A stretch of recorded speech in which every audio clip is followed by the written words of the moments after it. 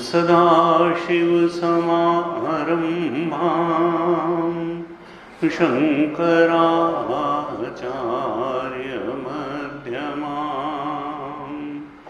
अस्मदाचार्यपर्यन्तां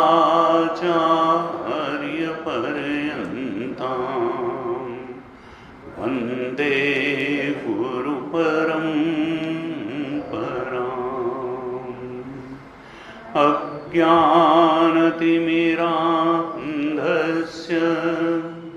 ज्ञानाञ्जनशलाकया चक्षुरुन्मीलितं येन तस्मै श्री गुरवे नमः। तस्मै श्री गुरवे नमः। शांति मंत्र का पाठ करें। हरि ओम। शन्नो मित्रः शं वरुणः शन्नो भवत्यर्यमा शं न इंद्रो बृहस्पतिः शं नो विष्णुरुक्रमः। नमो ब्रह्मणे नमस्ते वायो त्वमेव प्रत्यक्षं ब्रह्मासि त्वामेव प्रत्यक्षं ब्रह्म वदिष्यामि। ऋतं वदिष्यामि सत्यं वदिष्यामि तन्माम् अवतु तद्वक्तारम् अवतु अवतु माम् अवतु वक्तारम्। ओम शांति शांति शांति।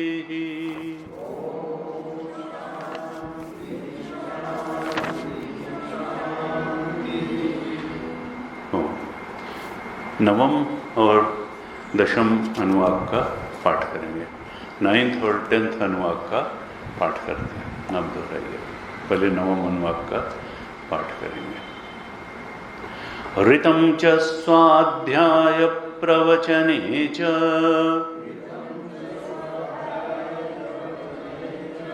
ऋतं च स्वाध्याय प्रवचने च सत्यं च स्वाध्याय प्रवचने च तपश्च स्वाध्याय प्रवचने च दमश्च स्वाध्याय प्रवचने च शमश्च स्वाध्याय प्रवचने च अग्नयश्च स्वाध्याय प्रवचने च अग्निहोत्रं च स्वाध्याय प्रवचने च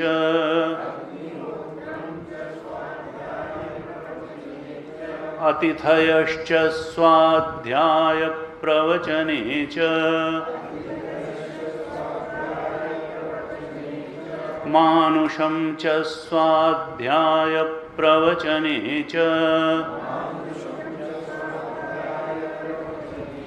प्रजा च स्वाध्याय प्रवचने च प्रजनश्च स्वाध्याय प्रवचने च प्रजातिश्च स्वाध्याय प्रवचने च सत्यमिति सत्यवचाराथीतरः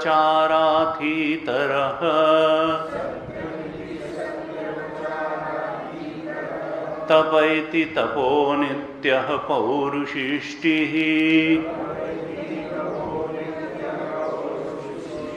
स्वाध्याय प्रवचने एवेति नाको मौद्गल्यः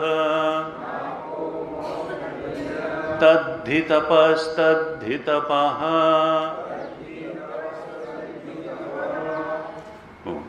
दशम अनुवाक का पाठ करते हैं, आप दोहराइए। अहम वृक्षस्य रेरिवा कीर्तिः पृष्ठं गिरेरिव ऊर्ध्वपवित्रो वाजिनीव स्वमृतमस्मि द्रविडगं सवर्चसं सुमेधा अमृतोक्षितः इति त्रिशङ्कोः वेदानुवचनम्।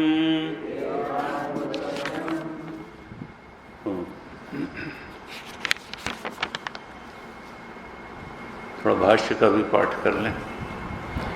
नवम अनुवाक के भाष्य का पाठ करते हैं, आप दोहराइएगा। नीचे भगवान शंकराचार्य का जो भाष्य दिया हुआ है नवम अनुवाक के नीचे, उसका पाठ करेंगे, आप दोहराइएगा।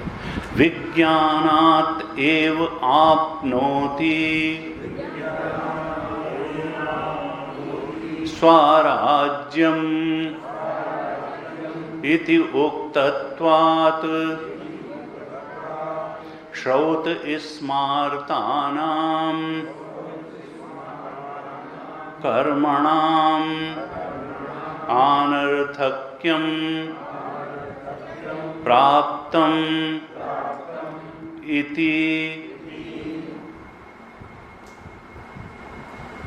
अन्तस्तन्मा प्रापदिति कर्मणां पुरुषार्थं प्रति साधनत्व प्रदर्शनार्थम इह उपन्यासः ऋतम् इति व्याख्यातम् स्वाध्याय अध्ययनम्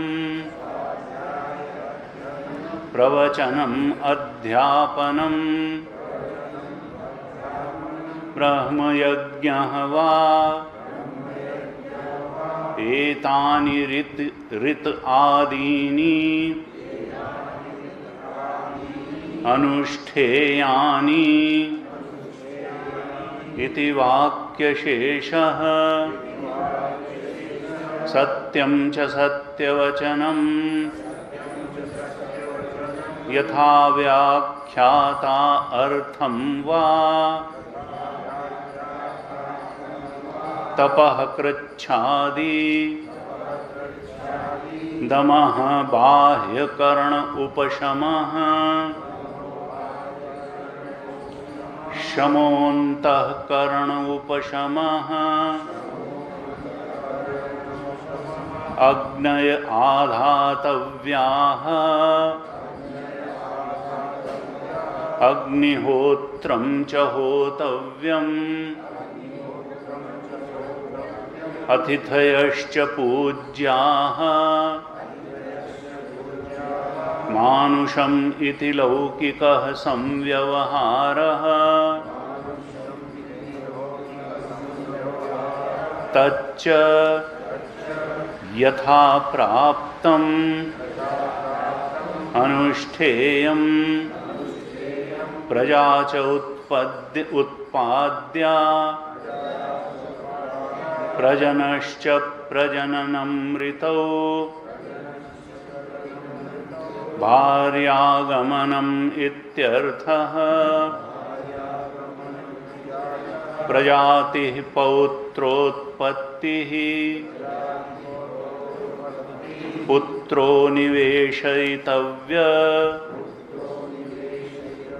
इति एतत् सर्वै एतैः कर्मभिः युक्तस्यापि स्वाध्याय प्रवचने यत्नतः अनुष्ठेये इति एवं अर्थम् सर्वेण सह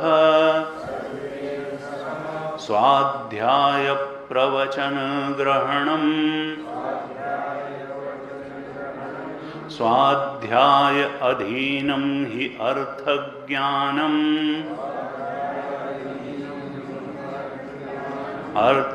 अर्थज्ञानायत्तं च परं श्रेयः प्रवचनं च तद् अविस्मरणार्थं धर्म प्रवृद्ध्यर्थं च अतः स्वाध्याय प्रवचनयोः आदरः कार्यः सत्यम् इति सत्यम् एव अनुष्ठातव्यम् इति सत्यवचाः सत्यम् एव वचः यस्य सोऽयं सत्यवचानां वा सत्यवचा इति तस्य राथीतरः राथीतरस्य गोत्रो राथीतर आचार्यो मन्यते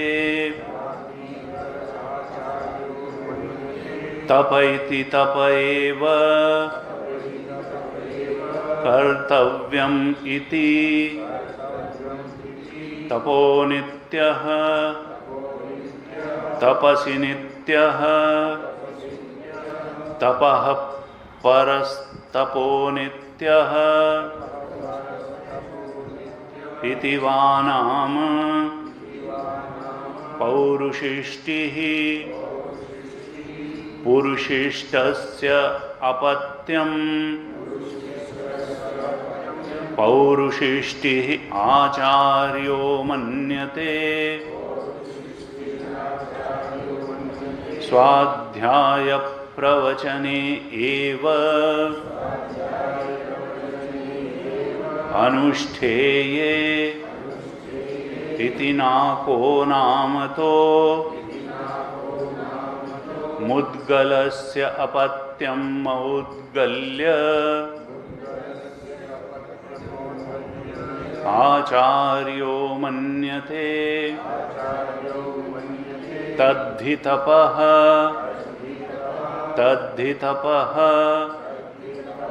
हि यस्मात् स्वाध्याय प्रवचने एव तपः तस्मात् ते एव अनुष्ठेये इति उक्तानाम् अपि सत्यतपः स्वाध्याय प्रवचनानां पुनर्ग्रहणम् आदरार्थम।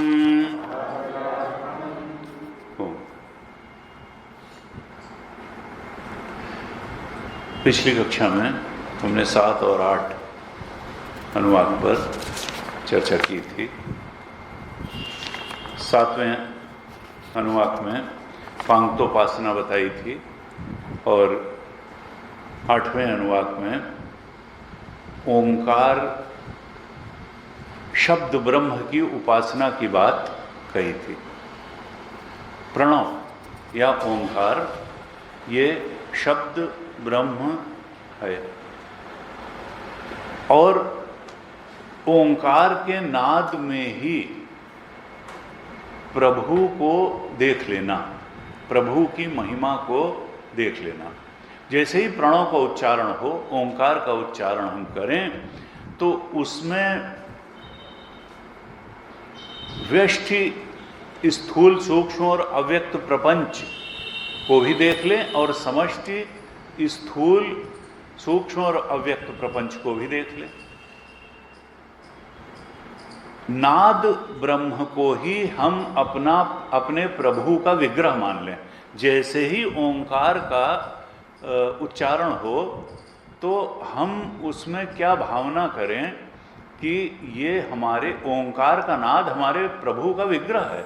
जैसे हम राम जी का विग्रह, कृष्ण जी का विग्रह, शिव जी का विग्रह देखते हैं, ऐसे ही वो ओंकार उच्चारण होते ही हमारे प्रभु का विग्रह बन जाए।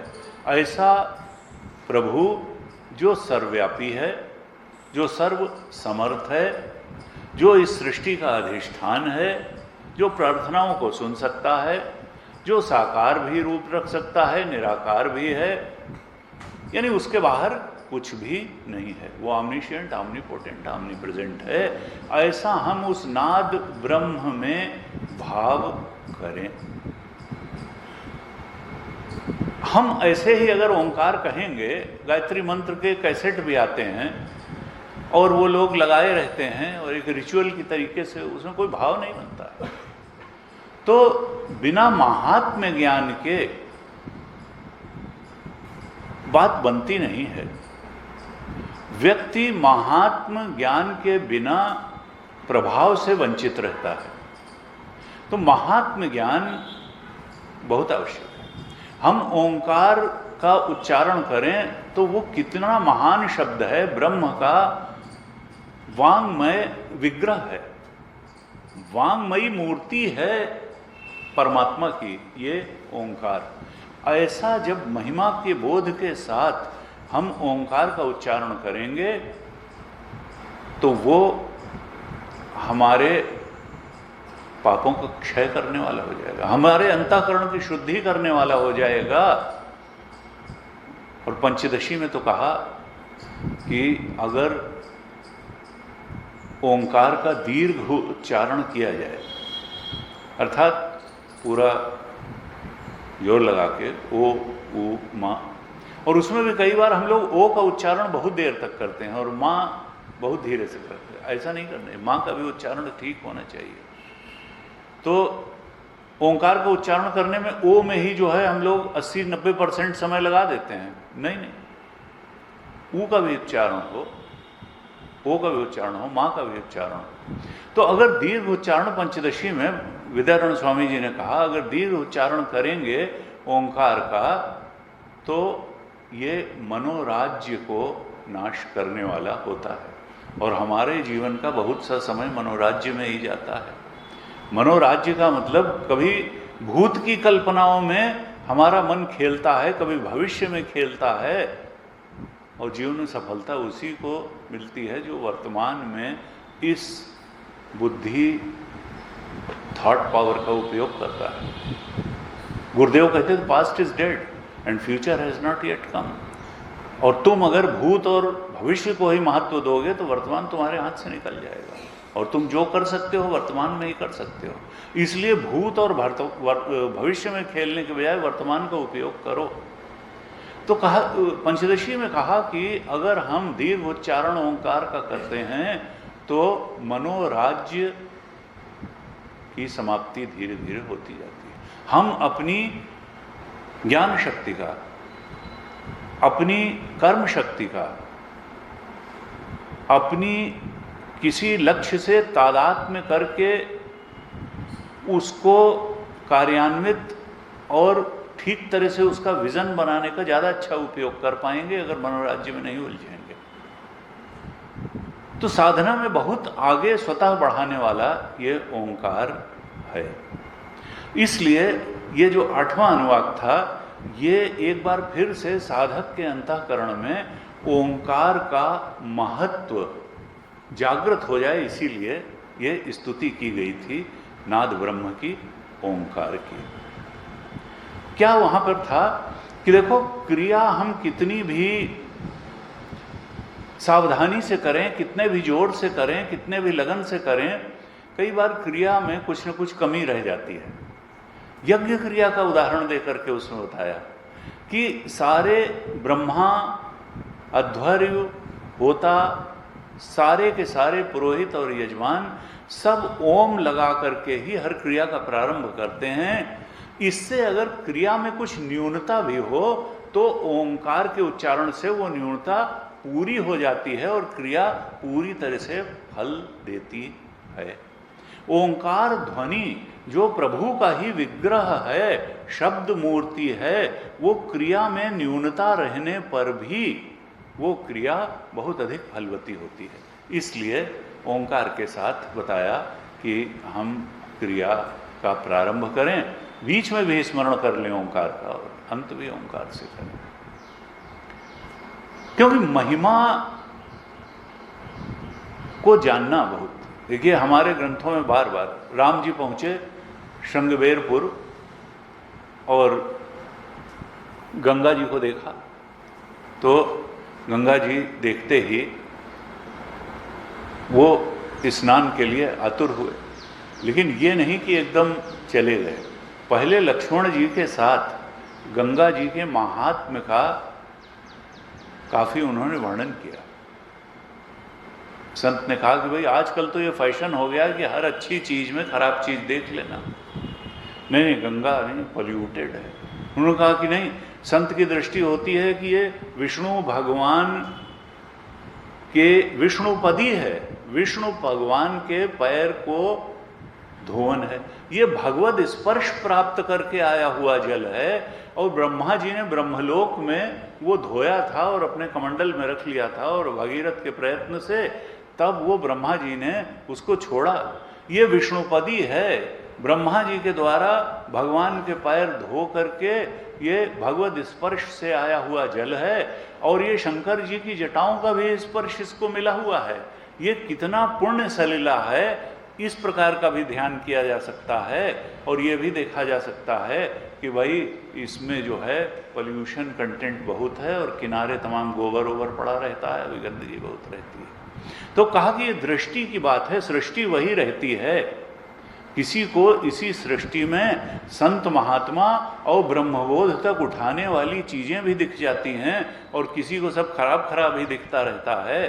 कहा दृष्टि ठीक बनाओ, ओंकार के प्रति ठीक बनाओ, पुण्य स्थलों के प्रति ठीक बनाओ, संतों के प्रति ठीक बनाओ।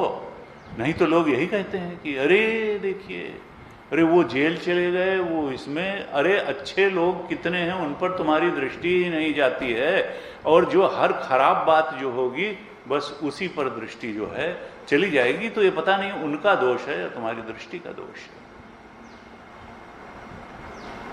एक संत कह रहे थे कि लोग कहते वो मछली वहीं रहती है, गंगा में ही रहती है, तो क्या सब मछली, मेढक, कछुए, मगर तर गए?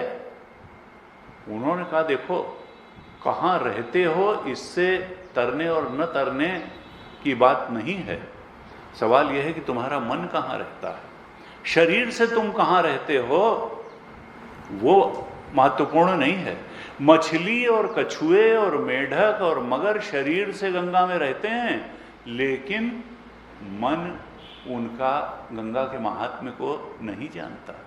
मन से वो विष्णुपदी नहीं जानते, वो शंकर की जटाओं से निकली नहीं जानते, वो उसका जल कितना पुण्य सलिल है इसको कछुआ मेढक और मगर नहीं जानते हैं, इसलिए वो नहीं तरते हैं।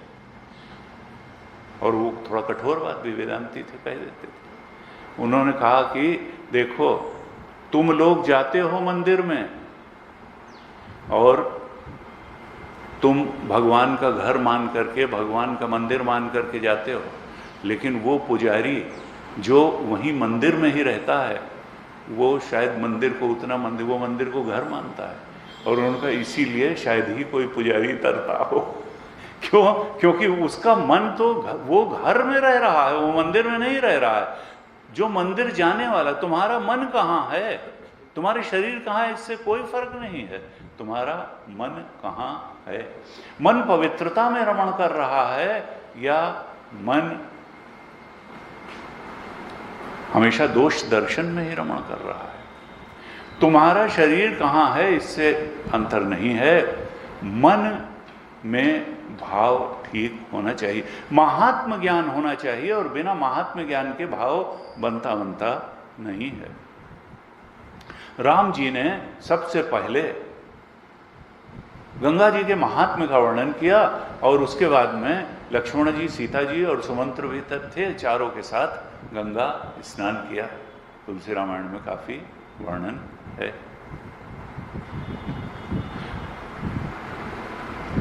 भागवत में प्रसंग आता है कि गोपियां कात्यायनी देवी की पूजा के लिए जाती हैं, और वहां पर भगवान कृष्ण को पति के रूप में मुझे मिले, ये कात्यायनी देवी से प्रसाद मांगती हैं। गोपनंद सुदम देवम पतिम में कुरु, ये जो लड़का है नंद वंश का, नंद बाबा का लड़का हमको पति के रूप में प्राप्त हो, ऐसा गोपियां कात्यायनी देवी से प्रार्थना करती हैं। तो क्या गुरु जी कहते थे, वो कृष्ण जी को एक सुंदर लड़का समझ करके जो है उनको पति रूप में वर्णन कर रही हैं? कहा नहीं। अखिल देहिनाम अंतरात्म दृक्, वहां उल्लेख है कि वो जानती हैं कि ये तो सारी देहों में दृष्टा बन करके, अंतरात्मा बन करके बैठे हुए हैं। अखिल देहिनाम अंतरात्म दृक्, सारी देहों में चेतन बन करके, दृष्टा बन करके ये बैठे हुए हैं, और इस समय वो कृष्ण के रूप में नंद बाबा के यहाँ उनके पुत्र बन करके आए। तो भाव जो है वो क्या है, इससे प्रभाव बनता है। अगर वो केवल लौकिक दृष्टि ही रखेंगी तो वो बात नहीं आएगी। मछली कछुए नहीं तरेंगे, लेकिन गंगा स्नान करने वाला भक्त तरेगा। इसीलिए 8वें अनुवाक में बताया कि देखो, जब हम ओंकार का उच्चारण करें तो हमको प्रभु का विग्रह के रूप में पूरा महात्म ज्ञान होना चाहिए। ऐसे कहा, भक्ति एक ऐसी साधना है कि भाव ही भगवान के चरणों में बहता है, और वो भाव ही भक्त के अंतःकरण को निर्मल बना देता है। अब कुछ लोग कहते हैं, जैसा पतंजलि महाराज ने कहा ओंकार के लिए, तस्य ईश्वर के लिए कहा तस्य वाचकः प्रणव, प्रणव उसका सबसे अच्छा नाम है, और तद जपः तदर्थ भावना, उसका जप भी करो और उसके अर्थ की भावना भी करो। अब फिर वही जो नेगेटिव थिंकर्स हैं, वो गुरु जी कहते थे, कई बार कहते हैं कि भाई ये जप करने से क्या होगा, लड्डू लड्डू कहने से क्या मुंह में लड्डू आ जाता है? तो तुम ओंकार ओंकार कहोगे तो परमात्मा जो है आ जाएगा। तो वो कहते थे कि जप करने से क्या हो जाएगा, राम राम कहने से राम आ जाएंगे। गुरु जी कहते थे भाई देखो ये ट्विस्ट करने के तुम चाहे जो करो, लेकिन लड्डू लड्डू भी अगर कहोगे तो एक समय वो लड्डू भले जो है लड्डू लड्डू कहने से ना हाथ में आएगा न मुंह में आएगा, लेकिन तुम्हारा मन लड्डू के प्रति इतना लड्डू लड्डू से इतना ज़्यादा भर जाएगा कि तुम्हारी इंद्रियां भी उससे अभिभूत होंगी और तो फिर तुम लड्डू खाने को बेताब हो जाओगे और इंद्रियां और शरीर भी चल जाएगा। लड्डू चाहे खरीद के खाओगे और नहीं तो चुरा के भी खा सकते हो। तो जप का ये महत्व है, वो चीज़ आ जाएगी, फिजिकली आ जाएगी। इसलिए ये कहना कि जप का कोई भावना का प्रभाव, कुछ लोग ये कहते हैं सूर्य को अर्घ कहाँ दिया, सूर्य जो है अरे तुम यहाँ तो सूर्य क्या, नहीं नहीं, भाव जो है वहीं पहुँचता है जहाँ आप जिसके लिए वो भाव प्रेषित करते हैं। सूक्ष्म की सत्ता स्थूल की सत्ता से बहुत व्यापक है और बहुत प्रभावी है। सूक्ष्म की सत्ता चाहे समष्टि में हो चाहे व्यष्टि में हो, हित अनिहित पशु जाना। कोई कुछ न बोले आप उसके बगल में बैठ के समझ सकते हैं कि ये हमसे प्रेम कर रहा है कि घृणा कर रहा है, कि हमारे प्रति द्वेष से भरा हुआ है कि प्रेम से भरा हुआ है। कोई ज़्यादा बातचीत की जरूरत नहीं है। तो सूक्ष्म के संवेदन स्थूल प्रकटीकरण से बहुत बड़े, और स्थूल में कई बार आपसे अच्छी अच्छी भी बात करे, लेकिन आदमी समझ काम फंसा है इसलिए ये जो है ऐसे ऐसे कर रहा है, इसका कुछ है वो नहीं, आदमी सतर्क हो जाता है कई बार अच्छी बातों के बावजूद। तो कहा कि देखो ये भावना करना और जप करना, इसका बड़ा महत्व है।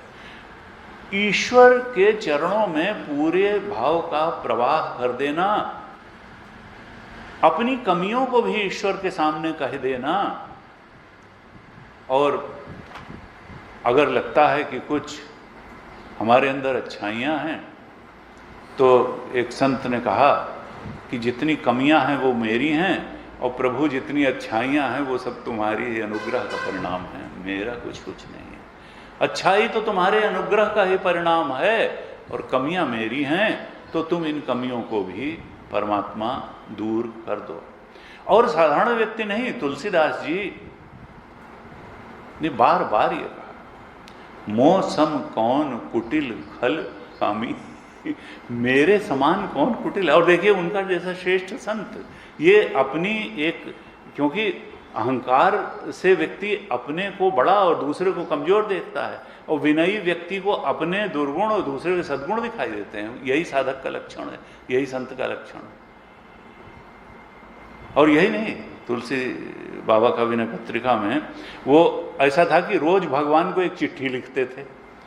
तुलसीदास जी रोज भगवान को एक चिट्ठी लिखते थे और उस चिट्ठी में अपनी स्थिति भी लिखते थे, अपनी याचना भी लिखते थे, भगवान के अनुग्रह के बारे में भी लिखते थे, अपनी सारी भावनाओं का प्रकटीकरण उस चिट्ठी में वो करते थे। और ये चिट्ठियाँ बहुत सारी जब हो गईं तो उन चिट्ठियों को एक संग्रह के रूप में छाप दिया गया, और बड़ी प्रसिद्ध पुस्तक है, बड़ी अच्छी है, उसका नाम है विनय पत्रिका। क्योंकि उसकी एक जो है चिट्ठियों का संग्रह बन गया, एक पत्रिका यानी पुस्तक बन गई जिसका नाम है विनय पत्रिका। उसमें उन्होंने अपनी अनुभूतियों को प्रभु के चरणों में, प्रभु के समक्ष रखा। बड़ा अच्छा उसका एक पद है, कहते हैं, प्रभु तुम बहुत अनुग्रह कीन हो। परमात्मा तुमने मेरे ऊपर कौन कौन अनुग्रह नहीं किया, और हम उधर ध्यान नहीं देते कई बार। भगवान का सबसे बड़ा अनुग्रह क्या है? ये मनुष्य देह दे दिया, ये मनुष्य देह दे दिया, इसमें जो विकसित विवेक है वो दे दिया, फ्री विल दे दी। हम चाहें तो जितना ऊपर उठा लें, हम चाहें जो संकल्प कर लें, संकल्प को जैसे चाहें कार्यान्वित कर दें। ऐसा ये जो मनुष्य शरीर दे दिया, ये कितना बड़ा अनुग्रह है। जिस समय इंद्रियां काम नहीं करती उस समय एक संत कहते हैं कि भाई देखो, जब तक तुम्हारा शरीर ठीक काम कर रहा है, तुम्हारी इंद्रियां ठीक काम कर रही हैं, तब तक हमारे पास आ जाओ तो हम बहुत कुछ कर सकते हैं। लेकिन कई बार लोग कहते हैं कि बस अब जो है डॉक्टर ने जवाब दे दिया है, महाराज आ जाइए, थोड़ा आशीर्वाद दे दीजिए, उस समय हम चले भी जाएंगे तो हम कुछ कर नहीं पाएंगे।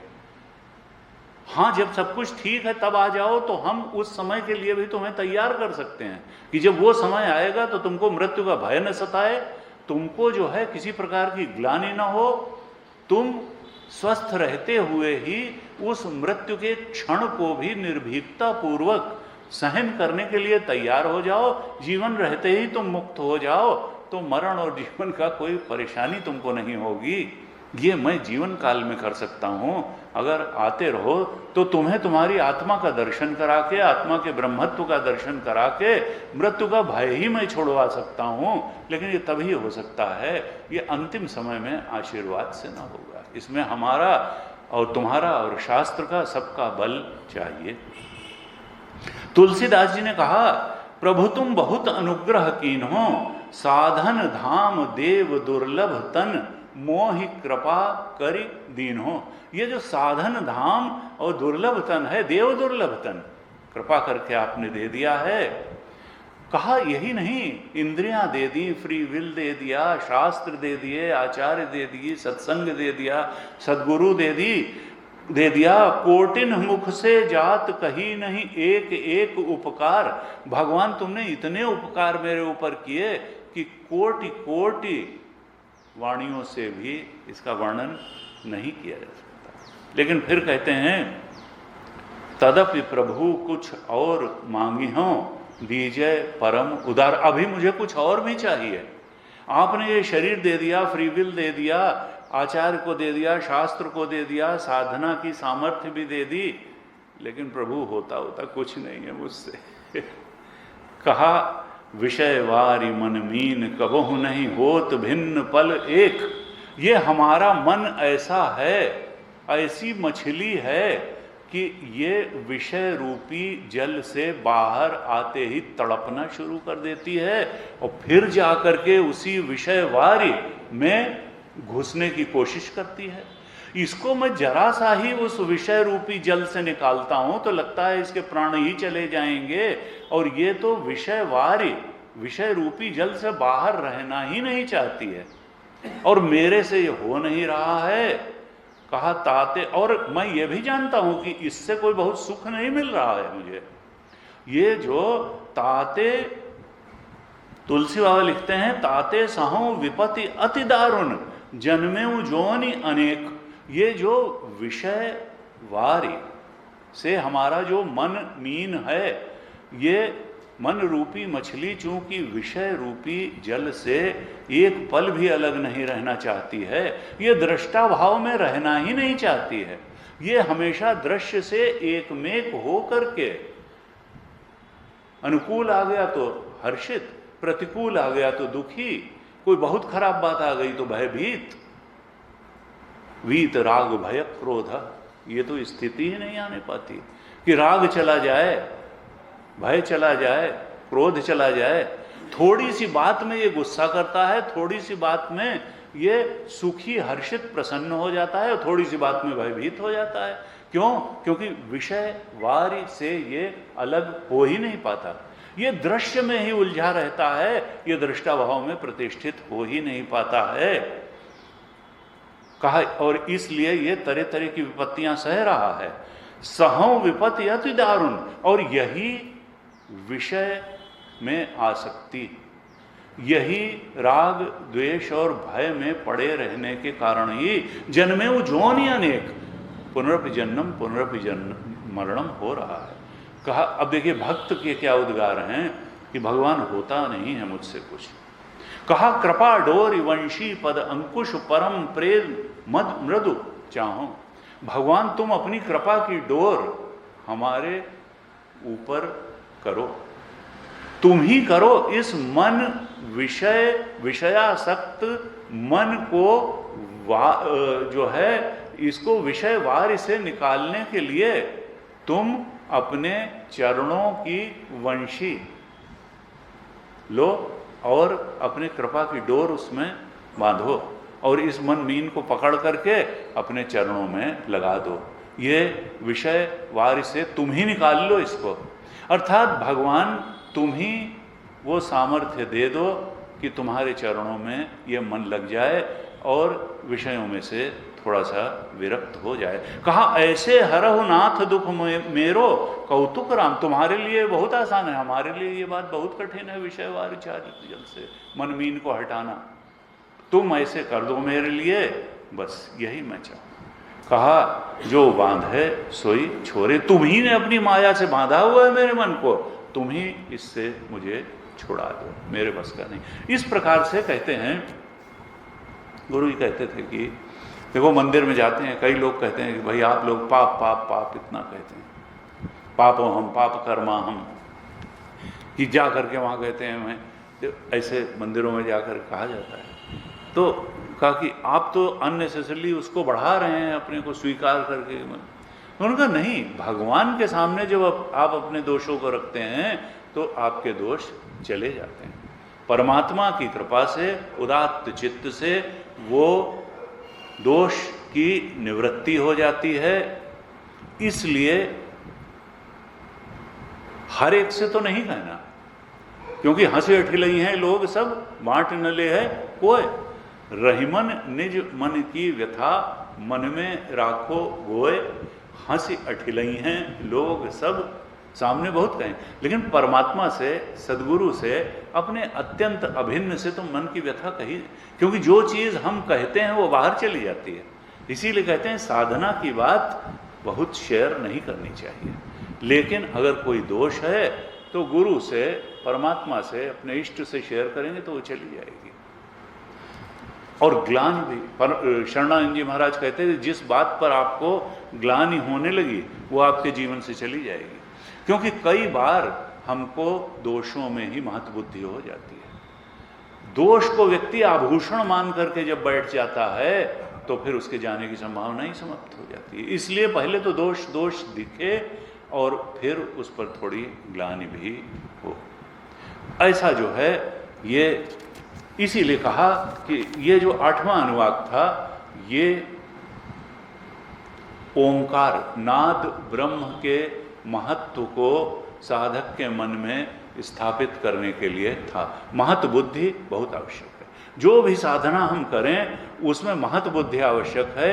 चाहे हम ज्ञान मार्ग की साधना करें या हम भक्ति मार्ग की साधना करें, उसका महात्म्य ज्ञान बहुत आवश्यक है कि ये साधना हमारी ले जा करके गुरु द्वारा, शास्त्र द्वारा प्रदत्त है और ये हमको सर्वोच्च स्थिति में ले जा करके खड़ा कर देगी। इस प्रकार से 8वें अनुवाक में बताया। 9वें अनुवाक में, जिसका अभी हमने पाठ भी किया और जिसके भाष्य का भी पाठ किया, इस 9वें अनुवाक में अब सदाचार की बात बता रहे हैं। सदाचार की बात क्यों बता रहे हैं, कल भी हमने थोड़ी चर्चा की थी कि देखिए कई बार उपासना व्यक्ति करता रहता है, भक्ति करता रहता है, लेकिन उसका परिणाम यथोचित नहीं आता, जितना हम चाहते हैं उतना नहीं आता है। तो शास्त्र कहता है कि हमको ध्यान देना चाहिए कि उपासना का अगर ठीक प्रकार से फल नहीं आ रहा है तो कहीं सदाचार में कमी तो नहीं है, क्योंकि अगर सदाचार नहीं हुआ तो उपासना भी उतनी फल, कुछ न कुछ तो फल आएगा ही, लेकिन अगर सदाचार से समर्थित होगी उपासना तो उसका प्रभाव बहुत बढ़ जाएगा। सदाचार से रहित होने पर उपासना में सफलता मिलना भी बड़ा कठिन है।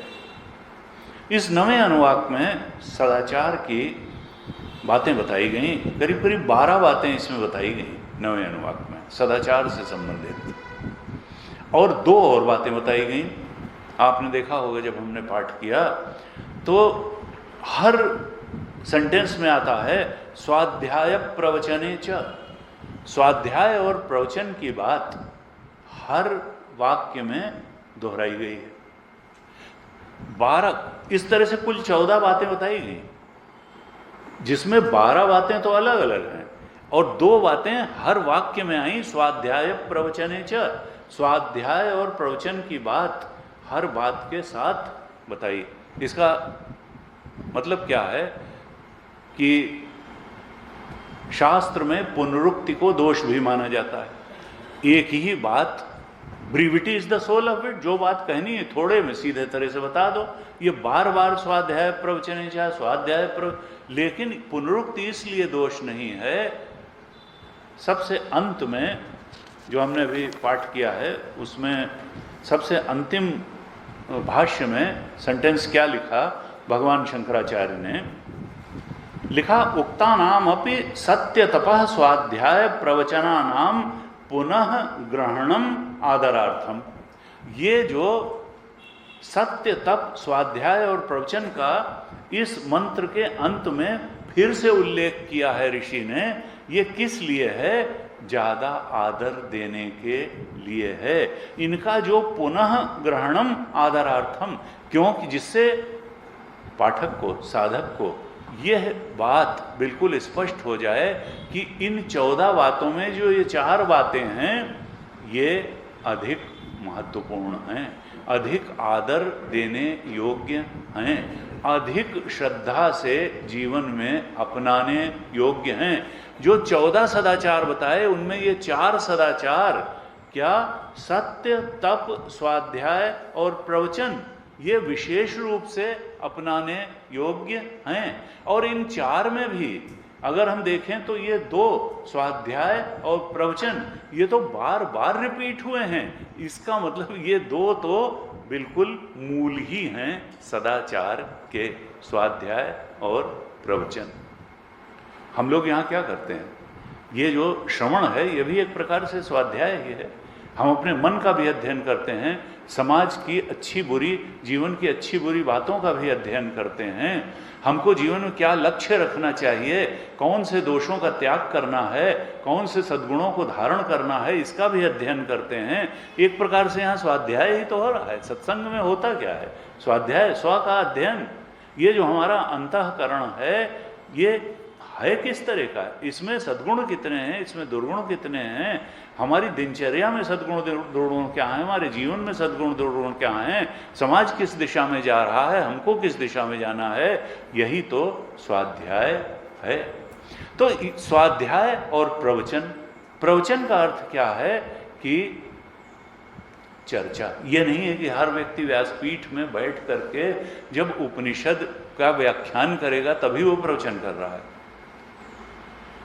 शास्त्र में कहा प्रवचन का अर्थ क्या है?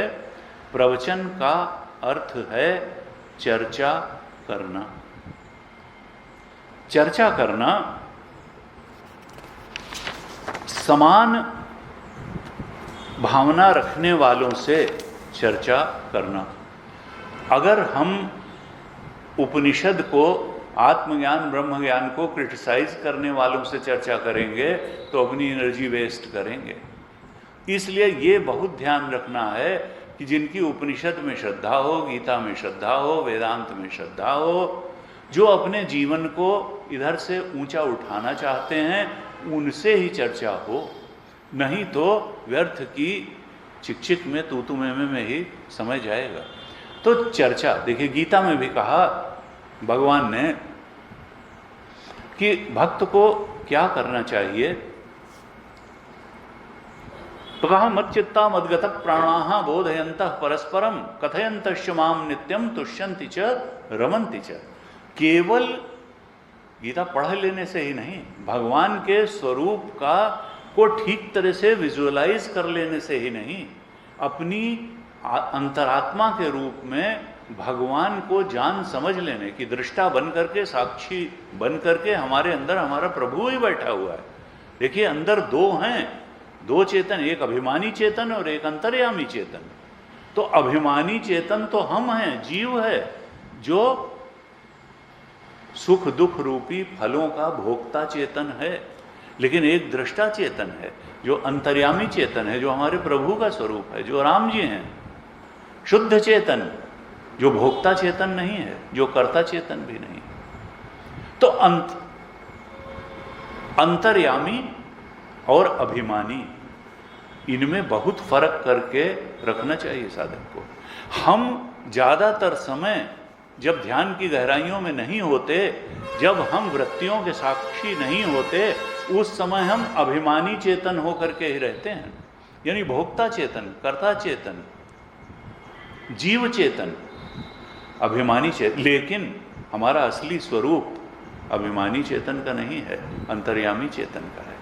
परमात्मा जो भोक्ता है ही नहीं, जो करता है ही नहीं, जो केवल दृष्टा है, साक्षी है, वो हमारा असली स्वरूप है। इस अभिमानी को अंतर्यामी के चरणों में मिटा देना, यही साधना है, यही भक्ति की भी साधना है, यही ज्ञान की भी साधना है।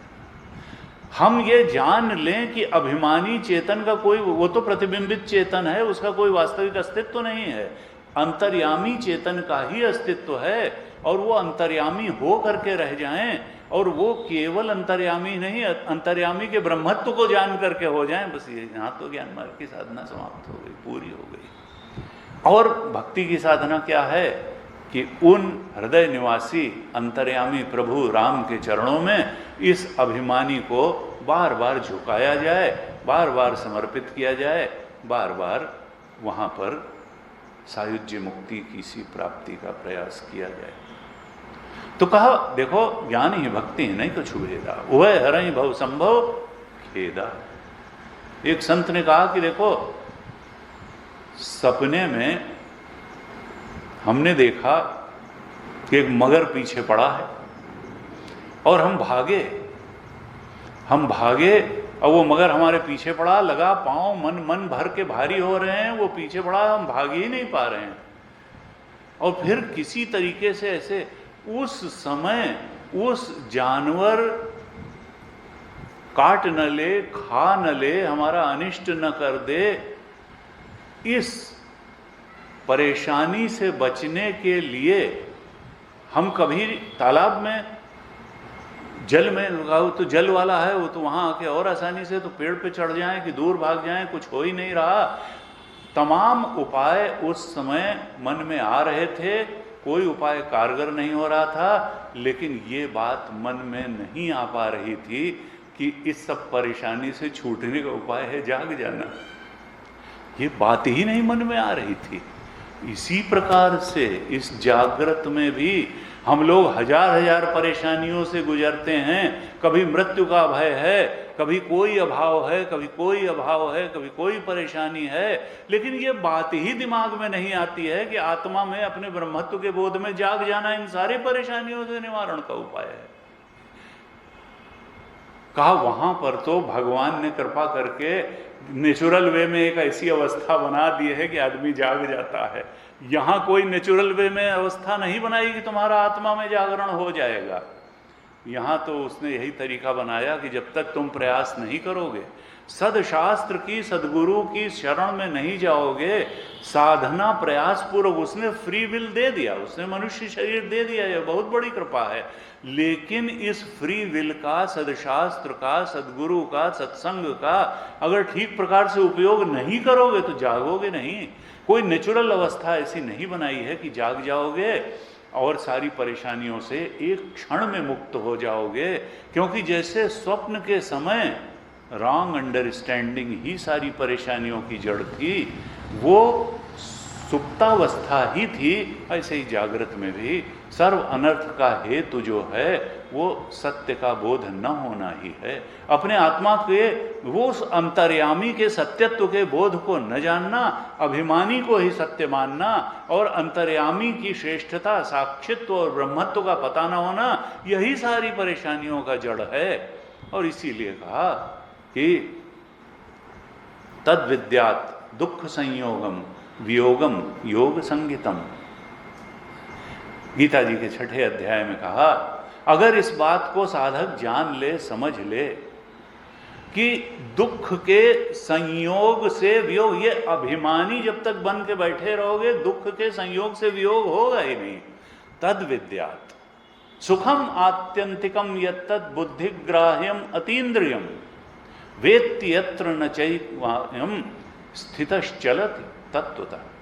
वो जो परम आनंद है, जो हमारा स्वरूप है, जो अंतर्यामी चेतन है, वो आत्यंतिक सुख है। और हम सोचते हैं कि संसार में सुख मिल जाएगा। यहाँ बार बार दुख मिलेगा सुख के नाम पे, बार बार। सुखम आत्यंतिकम यत्तद बुद्धिग्राह्यम अतीन्द्रियम, कहा अत्यंत शुद्ध बुद्धि से वहाँ स्थित हुआ जा सकता है, लेकिन वो अतीन्द्रिय सुख है, इंद्रिय गम्य नहीं है। इंद्रिय गम्य संसार के सुख होते हैं, वो अतीन्द्रिय सुख है। वेत्ति यत्र न चैवादिम, एक बार अगर उस सुख की झलक मिल गई, प्राप्ति हो गई, तो वहाँ स्थित होने के बाद फिर वहाँ से हटना नहीं होता है। कहा देखो ये जो अक्षय सुख है, जो आत्म सुख है, जो ब्रह्म सुख है, जो अंतर्यामी के बोध का सुख है, ये वास्तविक सुख है, ये प्रतिबिंब का सुख नहीं है, ये इल्यूसिव हैप्पीनेस नहीं, आने जाने वाली नहीं है। वेत्ति यत्र न चैवायम स्थितश्च चलति, तो वहां से तो फिर हटना होता नहीं है। तद विद्या दुख संयोगम वियोगम योग संगितम, जिस समय जान लेता है कि वहां स्थित होना ही परम योग है, तब फिर कहा उस बोध को पाने के लिए बार बार ध्यान करना चाहिए, अपनी ही वृत्तियों का साक्षी हो करके, क्योंकि साक्षी ही तो अंतर्यामी है। जो अभिमानी है, जो लिप्त हो जाता है, वो तो फिर उसमें लिप्त हो करके वो लगता है कि सुख मिलेगा, और है क्या, थॉट्स की कोई रियल एग्जिस्टेंस है। अविद्या के कारण ही, वासनाओं का ही खेल तो विचारों के रूप में होता है, और वासना तो अविद्या है, आत्म अज्ञान को ही तो वासना कहते हैं। ये जो BMI है, ये जो PFT है, ये जो OET है, इसके मूल में तो V है, और V का कोई रियल एग्जिस्टेंस नहीं है। वो ओंकार स्वरूप का अज्ञान ही जो है V के रूप में, वासना के रूप में बैठा हुआ है। न वासना का कोई रियल एग्जिस्टेंस है, न उससे निकलने वाले जो BMI हैं, जो PFT है, जो OET है, जो वासना का कोई वो अज्ञान स्वरूप है, तो फिर ये कहाँ से जो है बहुत रियल एग्जिस्टेंस इनका होगा। कहा उस ओंकार स्वरूप के बोध में प्रतिष्ठित हो जाना। और कई बार लोग कहते हैं नहीं साहब ये तो असंभव है। देखिए असंभव नाम की कोई चीज नहीं है, हम तो असंभव को संभव किए बैठे हैं। जो चीज है नहीं उसको है करके बैठे हैं। असल में हमने असंभव असंभव बना करके हम बैठे हुए हैं। जो चीज है, जो है ही, उसको न जानना कहाँ से असंभव। जो हमारा स्वरूप है उसको न जानने में असंभावना कैसी। जो चीज है नहीं उसको है बनाना ज्यादा कठिन काम है। हमने ज़्यादा कठिन काम कर लिया है, और हमको तो कम कठिन काम करना है। जो चीज़ है नहीं उसके इल्यूजन को खाली जानना है। तो कहा कि देखो यही तो छाया माया का खेल है, यही छाया माया का खेल है ये जो है। तो कहा कि देखो इसके लिए सबसे बड़ी साधना क्या होगी, इसीलिए बार बार कहा स्वाध्याय प्रवचने च, रगड़, विचार की रगड़। क्योंकि विचार की रगड़ गलत तरीके से हो गई, इसीलिए हमने रॉन्ग अंडरस्टैंडिंग हो गई, सत्य से हम दूर चले गए। अब जब स्वाध्याय और प्रवचन की बार बार रगड़ होगी, प्रवचन का मतलब चर्चा, चर्चा, जो समान लक्ष्य वाले जिज्ञासु हैं उनसे चर्चा, सद्गुरु से चर्चा, और नहीं तो अपने आप से चर्चा, अपने मन में गीता के शुद्ध अर्थ को धारण करने का बार बार प्रयास, उपनिषद के शुद्ध अर्थ को धारण करने का बार बार प्रयास। क्योंकि जब हम ये बार बार प्रयास करेंगे तो दृष्टि में परिवर्तन हो जाएगा। सृष्टि वही रहती है। ज्ञानी को मृत्यु का कोई भय नहीं होता है, अज्ञानी को बहुत होता है। ज्ञानी में कोई राग द्वेष नहीं होता है, अज्ञानी में बहुत होता है। ज्ञानी में अहंकार गलित हो जाता है, अज्ञानी में रहता है। इसलिए दृष्टि ही तो बदलनी है। सृष्टि वही रहते हुए भी दृष्टि बदलते ही सब कुछ बदल जाता है। और वो दृष्टि कैसे बदलेगी? स्वाध्याय प्रवचने च, स्वाध्याय प्रवचने च। अब यहां पर कहा केवल स्वाध्याय प्रवचन भी नहीं कहा, सबसे पहले क्या कहते हैं? ऋतम च स्वाध्याय प्रवचने च,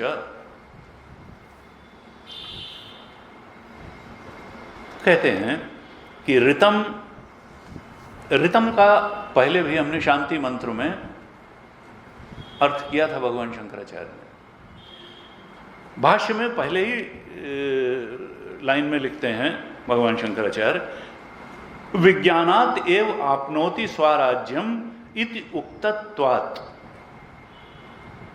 श्रौत स्मारतानां कर्मणानाम अनर्थक्यम प्राप्तम इति अंतस्तन्माम प्रापत इति कर्मणाम पुरुषार्थम प्रति साधनत्व प्रदर्शनार्थम यह उपन्यास। कहा दे अभी तक पहला, ये नवा अनुवाद चल रहा है, पहला अनुवाद तो शांति मंत्र था और दूसरा शिक्षावल्ली था। उसके बाद के जितने भी अनुवाद हुए उन सब में एक न एक उपासना का वर्णन किया गया। कहीं संगीतोपासना बताई, कहीं प्रणवोपासना बताई, कहीं व्याहृत की उपासना बताई, कहीं पांगतोपासना बताई। इस तरह से उपासनाओं से अंतःकरण की शुद्धि की बात बताई अभी तक इस तैत्तिरीय उपनिषद में। यहाँ पर भगवान शंकराचार्य कहते हैं कि कहीं साधक के मन में ये बात न बैठ जाए कि जो आत्मबोध है, इस आत्मा के ब्रह्मत्व का बोध, जिसको लिखा स्वराज्य, स्वराज्य में आया था ना कि वो अपना अधिपति स्वयं होता है ब्रह्मज्ञानी, उस पर किसी का अंकुश नहीं होता, क्योंकि पाणु आमलकवत उसको अपने अस्तित्व का भी ज्ञान होता है और उसको संसार का सत्य भी दिखाई देता है और भगवान का सत्य भी। पाणु हथेली में रखे हुए आंवले की तरह वो जानता है कि सत्य क्या है और माया क्या है, क्या दिखाई दे रहा है लेकिन है नहीं, और क्या है और साधारण में दिखाई नहीं देता है लेकिन उसको दिखाई दे गया, इसीलिए तो ज्ञानी हुआ, आत्मा के ब्रह्मत्व का बोध हो। कहा उपासना से ही उस स्वराज्य की प्राप्ति होती है, ये अभी तक बताया गया। साधक को कहीं ये भ्रम न हो जाए कि श्रौत स्मार्त कर्म जो हैं वो निरर्थक हैं और इनकी आवश्यकता ही नहीं है। साधक को अपना अभीष्ट लक्ष्य बोध प्राप्त करने के लिए श्रौत और स्मार्त कर्म भी आवश्यक साधन हैं, ये दिखाने के लिए ये अनुवाद प्रारंभ हो रहा है। फिर कहते हैं ऋतम इति व्याख्यातम। ऋत और सत्य इनकी व्याख्या शांति मंत्र में ही की जा सकती है। देखिए जहां अनावश्यक है वहां भाष्य नहीं लिखते हैं शंकराचार्य ने, कह दिया इसकी व्याख्या हम कर चुके, ऋतम की भी कर चुके, सत्यम की भी कर चुके। और क्या व्याख्या की थी? ऋतम को कहा था ये बौद्धिक निश्चय, शास्त्र के अनुसार कर्तव्य का बौद्धिक निश्चय, यही तो ऋतम की परिभाषा वहां पर करी थी, देख लीजिएगा आप लोग भाष्य में। तो ऋतम का क्या है? बुद्धि में निश्चय होना। किस बात का निश्चय? कर्तव्य का। इस जीवन में हमारा क्या कर्तव्य है, आज के दिन हमारा क्या कर्तव्य है, प्रातः काल हमारा क्या कर्तव्य है, सोने से पहले क्या कर्तव्य है, हमारा शास्त्र के और मनमानी नहीं, शास्त्र निर्धारित कर्तव्य का निश्चय। यानी केवल निश्चय केवल बुद्धि में होता है, अभी क्रियान्वयन नहीं हुआ है उसका, लेकिन निश्चय बहुत बड़ी चीज है। जिसका निश्चय ठीक तरह से हो जाता है उसका क्रियान्वयन भी ठीक तरह से हो जाता है।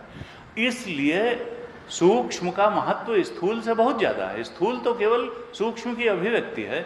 अगर दृढ़ निश्चय है किसी का तो फिर वो कर्मेंद्रियों से अभिव्यक्त हो ही जाएगा, शरीर से अभिव्यक्त हो जाएगा। तो ऋतम का सबसे पहले यहाँ उल्लेख किया। सदाचार में सबसे पहले किसकी आवश्यकता है? शास्त्र के अनुसार दृढ़ निश्चय की, बौद्धिक निश्चय की, कि भाई ओम का जप करना है, हमको ध्यान करना है, हमको इस अंतर्यामी के सच्चे स्वरूप को जानना ही है, हमको इस साक्षी के ब्रह्मत्व को जानना ही है।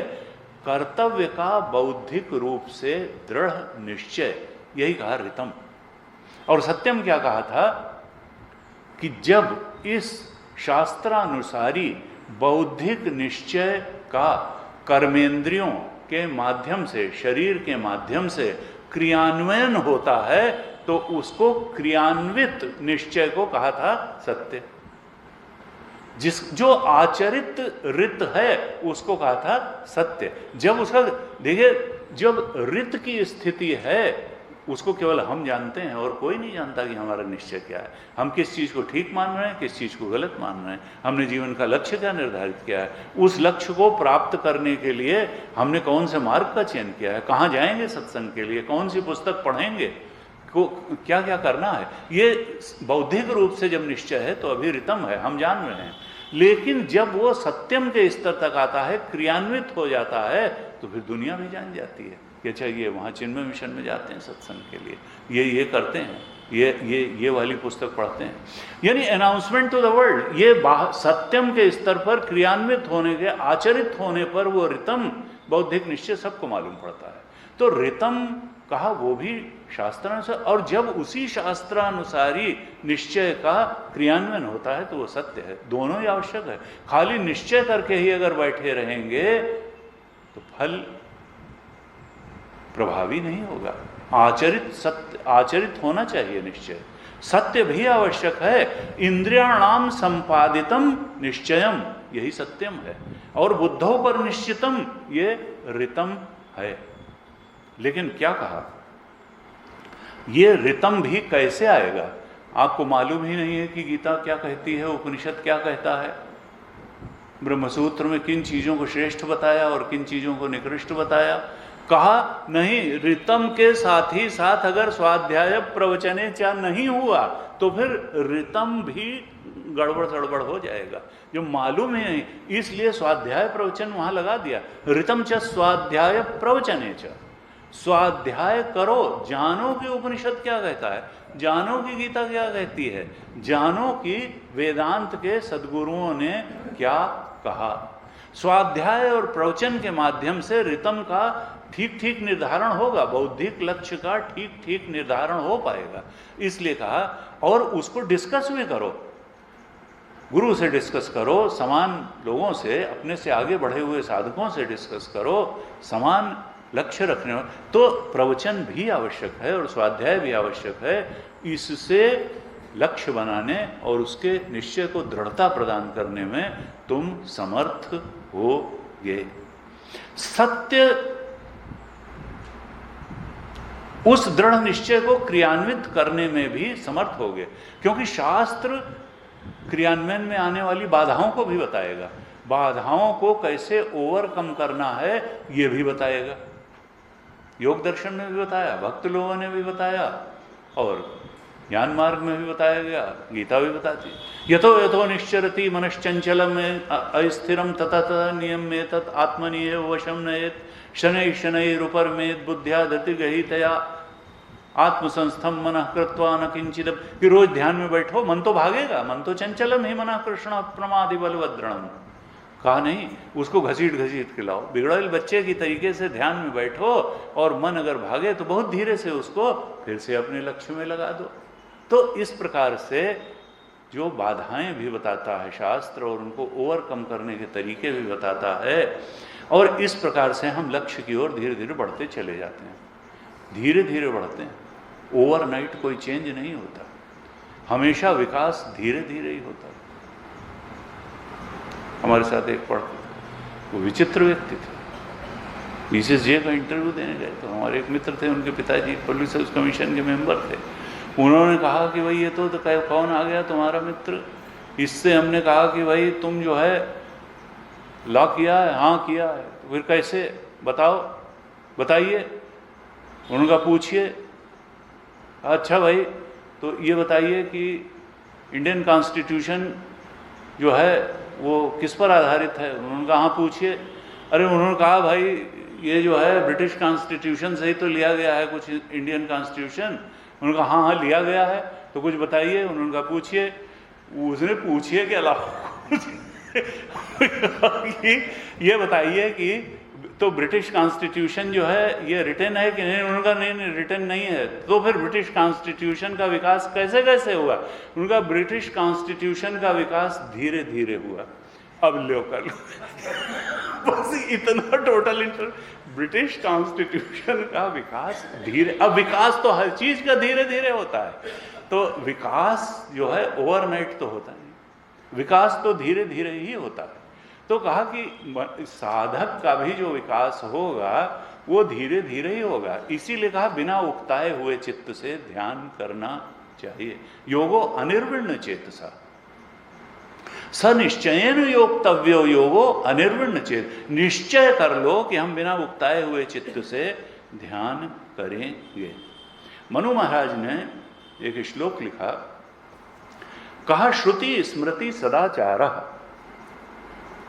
स्वस्य च प्रिय दर्शनम एतत् चतुर्विधाम प्रोक्तम साक्षात धर्मस्य लक्षणम। कहा धर्म के साक्षात लक्षण क्या हैं? कहा 4 ही लक्षण हैं। एतत् चतुर्विधाम प्रोक्तम साक्षात धर्मस्य लक्षणम। साक्षात धर्मस्य लक्षणम क्या है? कहा एतत् चतुर्विधाम प्रोक्तम। ये 4 चीजें धर्म के साक्षात लक्षण हैं। और देखिए धर्म जो है वो अंत में आत्मबोध कराने के में सहायक है, इसीलिए उसको धर्म कहते हैं। हमारे यहाँ चाहे एकादशी का व्रत हो, चाहे बरगद की पूजा हो, चाहे जो तिथि त्योहार हो, चाहे मेले हो, कुंभ स्नान हो, गंगा स्नान हो, सब उधर ही बढ़ाने के लिए हैं। तो मनु महाराज ने कहा कि क्या हैं 4 धर्म के साक्षात लक्षण?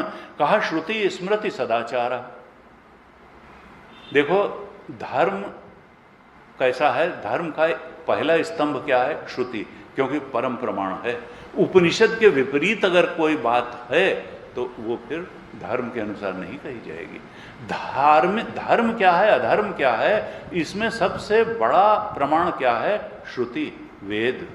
धर्म जो है श्रुति के अनुसार ही होना चाहिए।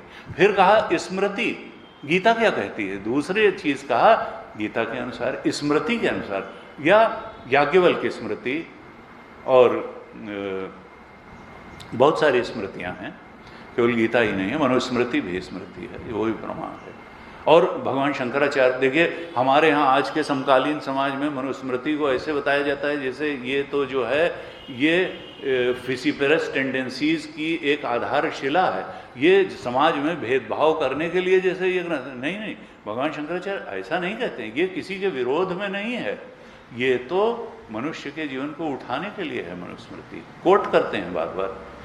कहा ये मनुस्मृति का ही श्लोक है, मनु महाराज का ही श्लोक है। श्रुति स्मृति सदाचार, श्रुति के अनुसार धर्म होगा, स्मृति के अनुसार होगा, और सदाचार, सदाचार का मतलब क्या है? सत्पुरुषों द्वारा किया गया आचरण। सदाचार का मतलब क्या है? हमारे यहाँ जो महापुरुष हो गए उन्होंने कैसा आचरण किया, तीसरे नंबर पर वो प्रमाण है।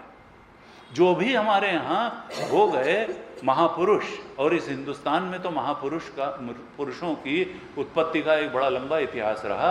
उन महापुरुषों, अगर हमें समझ में नहीं आ रहा है श्रुति का अर्थ, स्मृति का अर्थ, तो महापुरुषों के आचरण को हमको अपनाना चाहिए, उनके विरोधी नहीं। और अर्जुन को जब उपदेश किया भगवान कृष्ण ने, तो सबसे पहले यही कहा, अनारे जुष्टम अस्वर्ग्यम। कहा ये तुम कौन सा अर्जुन क्लैव्यम मास्मगमः पार्थ, ये नपुंसकता को लेकर के कहाँ बैठ गए कि मैं युद्ध नहीं करूंगा। ये अनार्य जुष्टम है, किसी भी आर्य ने, किसी भी महापुरुष ने ऐसा आचरण नहीं किया तुम्हारे पहले वाले कि वो युद्ध भूमि में आया हो और उसके बाद कहे अब मैं युद्ध नहीं करूंगा शत्रु सेना को देख करके।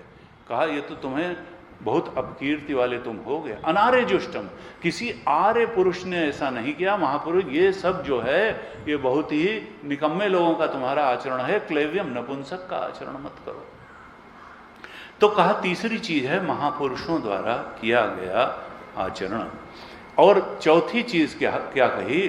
स्वस्य च प्रिय दर्शनम।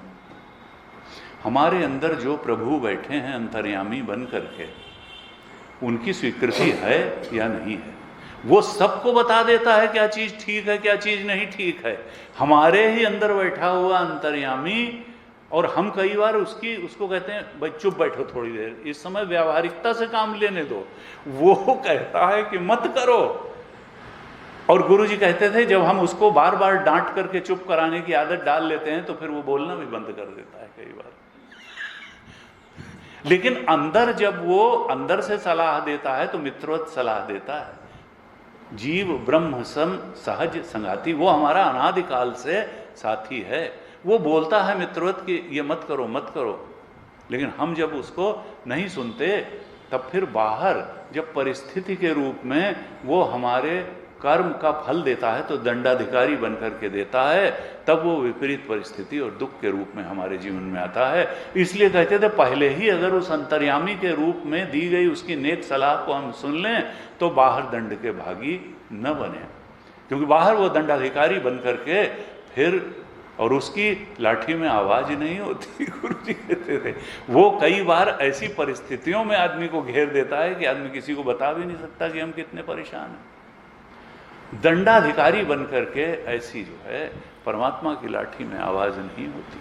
तो यहां पर कहा 4 चीजें बताई धर्म का लक्षण, श्रुति, स्मृति, सदाचार, यानी पूर्व के श्रेष्ठ महापुरुषों द्वारा किया गया आचरण, और स्वस्य च प्रिय दर्शनम, हमारे अंतर्यामी की उसमें सहमति है या नहीं है, हमारी अंतरात्मा की स्वीकृति है या नहीं है। और गुरु जी कहते हैं ये सबसे महत्वपूर्ण है, ये सबसे महत्वपूर्ण है अंतर्यामी की स्वीकृति।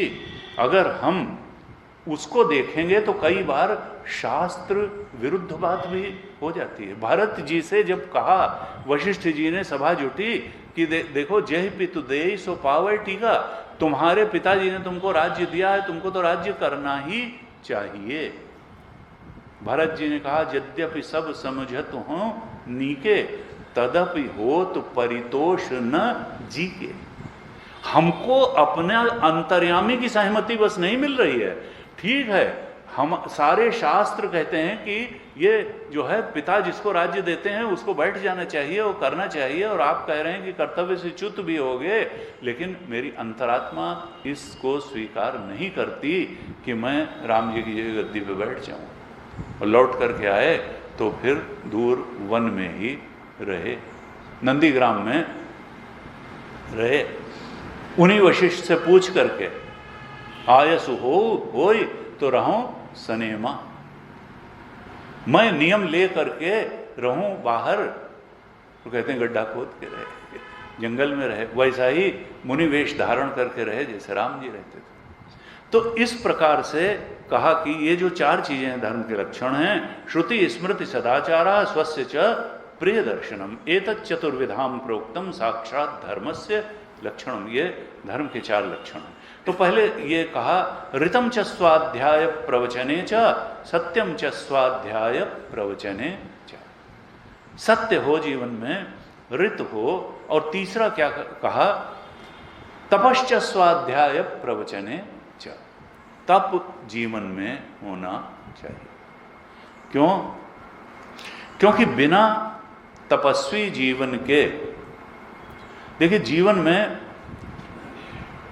2 चीजों की प्राप्ति करने के लिए शास्त्र कहता है, एक है अभ्युदय और एक है निःश्रेयस। अभ्युदय का मतलब है सांसारिक उन्नति। हमारे शास्त्रों में फटे हाल रहने को कोई बहुत प्रशंसा नहीं की गई। जीवन में ठीक तरह से रहना चाहिए, संपन्नता होनी चाहिए, स्वास्थ्य भी ठीक होना चाहिए, आर्थिक स्तर भी ठीक होना चाहिए, घर भी ठीक होना चाहिए। इसको कहते हैं अभ्युदय, अर्थात सांसारिक उन्नति। और निःश्रेयस, निःश्रेयस का मतलब आत्मा के सच्चे स्वरूप का ज्ञान, पारमार्थिक उन्नति। तो हमारी सांसारिक उन्नति भी होनी चाहिए और हमको आध्यात्मिकता की सर्वोच्च शिखर को भी छूना चाहिए। हमको ये नहीं कि हम संसारी हैं इसलिए हमें आध्यात्मिक उन्नति नहीं चाहिए, और आध्यात्मिक उन्नति चाहिए इसलिए संसार में जैसे तैसे आधा पेट खा करके और ऐसे करेंगे स्वास्थ्य भी खराब हो जाएगा, साधना भी नहीं होगी। तो सांसारिकता, अब ये भी नहीं, लोलुपता भी नहीं चाहिए, लेकिन सांसारिकता के स्तर पर भी हमारा जीवन ठीक हो और फिर पारमार्थिक सत्य का भी अवतरण हो, अभ्युदय भी हो और निःश्रेयस की भी प्राप्ति हो। ये दोनों ही गौरवमयी प्राप्तियां तब तक नहीं होंगी, ना अभ्युदय की स्थिति हमारी आएगी, ना निःश्रेयस को हम प्राप्त कर पाएंगे अगर जीवन तपस्वी नहीं होगा।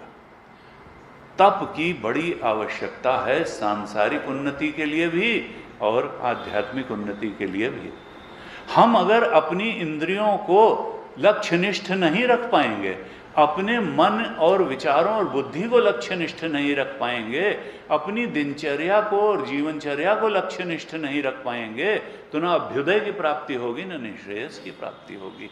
इसलिए तीसरे नंबर पे कहा, देखिए निश्चय, बौद्धिक निश्चय आवश्यक है, क्रियान्वयन भी आवश्यक है, लेकिन क्रियान्वयन तब तक नहीं हो पाएगा जब तक जीवन तितिक्षा से पूर्ण नहीं है, तप नहीं है जीवन में।